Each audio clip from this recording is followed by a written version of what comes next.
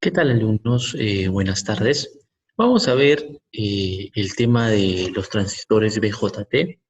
Vamos a hacer un ejemplo en nuestro curso de dispositivos y circuitos electrónicos de segundo ciclo.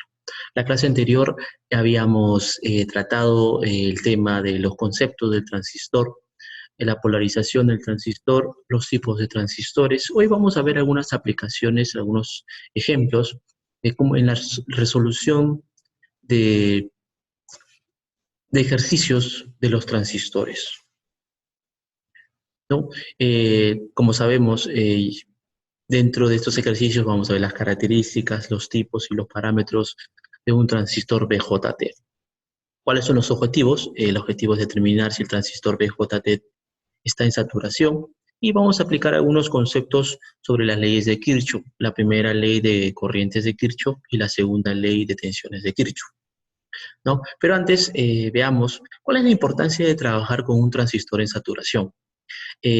Como todos sabemos, los transistores pueden funcionar de dos formas, como amplificador o como interruptor, ¿no? En este caso, al trabajar el transistor en saturación, está trabajando como un interruptor, es decir, en corte se comporta como un circuito abierto y en saturación se comporta como un circuito cerrado.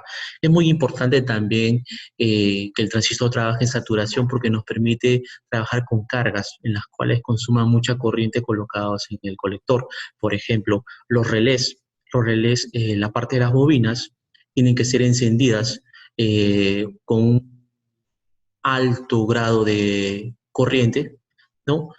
Por un tema que maneja una gran excursión de corriente y por lo tanto trabajamos en saturación. Esto va colocado en la parte del colector.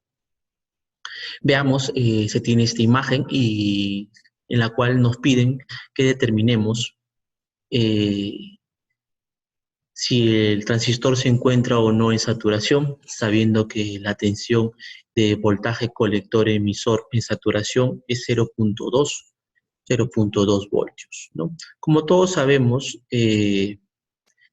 este transistor tiene una fuente de tensión de 10 voltios colocados en el lado del colector, ¿no? Y tiene una fuente de alimentación de 3 voltios colocado en la entrada de la base. Obviamente, como sabemos nosotros, el transistor es un dispositivo electrónico que funciona por corriente. Es por eso que colocamos una fuente de tensión y colocamos una resistencia para, para limitar la corriente y que ésta pueda destruir básicamente por tensión al transistor.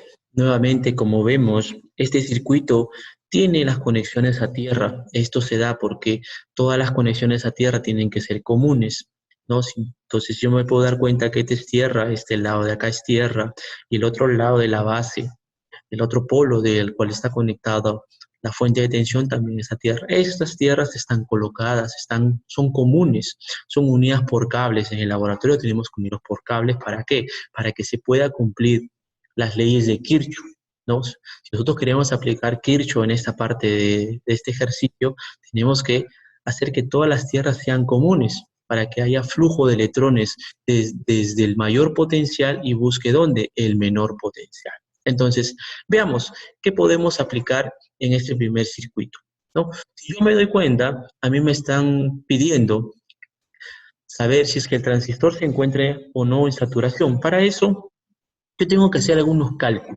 ¿no? Como todos sabemos, hay algunas fórmulas que se cumplen en el transistor, fórmulas que ya hemos visto y se ha demostrado en clase, ¿no?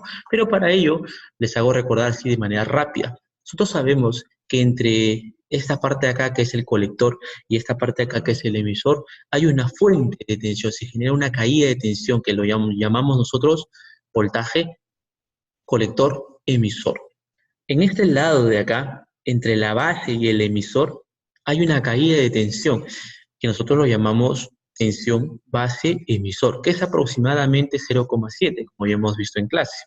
Y también estamos viendo que si yo tengo una fuente de tensión y tengo una resistencia, esto va a generar una caída de corriente. Entonces, la caída de corriente que tenemos por acá que va a llegar y va a ingresar se va a llamar corriente de colector, mientras que la corriente que sale de este lado del emisor lo vamos a llamar corriente de emisor. Y la corriente que está ingresando a este transistor, que ya hemos visto que es del tipo NPN, es una corriente que ingresa y se está llamando corriente de base.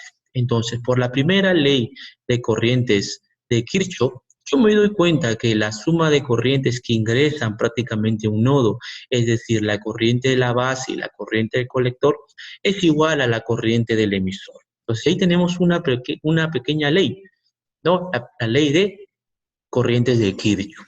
La segunda ley que se va a cumplir la vamos a ver en este lado de aquí de la malla, ¿no? Donde yo me doy cuenta que la tensión aplicada aquí, más la tensión que tenemos en esta resistencia, que es una caída de tensión, y la tensión generada en este lado del transistor, son caídas de tensión, ¿no? ¿Por qué?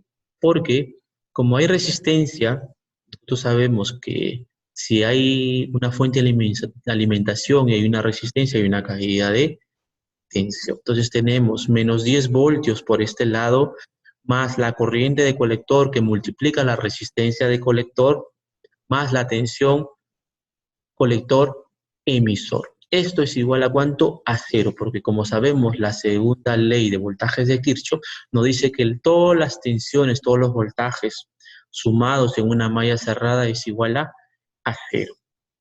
Por lo tanto, yo me doy cuenta que que la corriente del lado, ¿no?, del colector, que es que es la tensión de la fuente menos la tensión entre colector y emisor en saturación entre la resistencia del colector.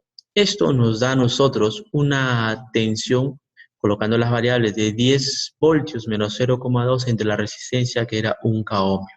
Esto nos da 9.8 voltios entre 1 K, tengo tensión, tengo resistencia, esto me genera una corriente que vale 9.8 miliamperios, ¿no? Del lado de la base, yo me doy cuenta que por aquí podría aplicar también Kirchhoff, la segunda ley de tensiones de Kirchhoff, en la cual me dice que la suma de tensiones de esta fuente de la base, más la tensión que hay en esta resistencia, más la tensión que tengo aquí entre la base y el emisor, esto es igual a ¿cuánto? A cero. Y si nosotros nos damos cuenta, esto es negativo, tiene signo negativo.